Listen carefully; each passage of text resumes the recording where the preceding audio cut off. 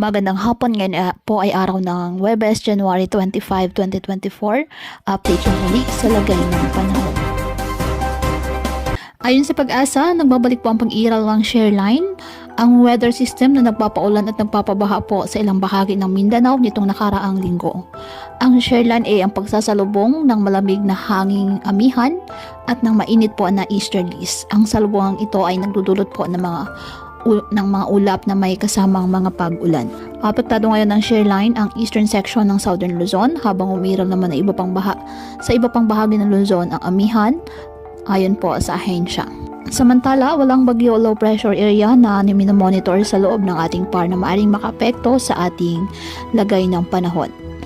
Dahil naman sa amihan, nakataas ngayon ang gale warning sa maraming baybayin tulad po ng Ilocos Norte, Ilocos Sur, La Union, Pangasinan, Batanes, Cagayan, Isabela, Aurora, Northern Quezon kasama ng Polillo Islands, Calaguas Islands, Rapu-Rapu Island, northern and eastern coast of Catanduanes, eastern coast of Sorsogon, northern and eastern coast of Northern Samar, at eastern coast of Eastern Samar.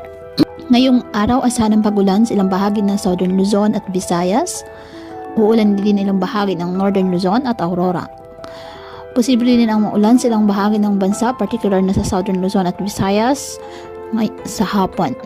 Kaya patuloy pa rin po natin na pinag-iingat ang ating mga kababayan sa banta pa rin ng mga pagbaha o pagguho ng lupa, at ugaliin na magdala palagi ng payong o kahit anong panangga sa ulan sa tuwing lalabas ng ating mga tahanan. At yan po muna ang update sa lagay ng panahon ngayong araw.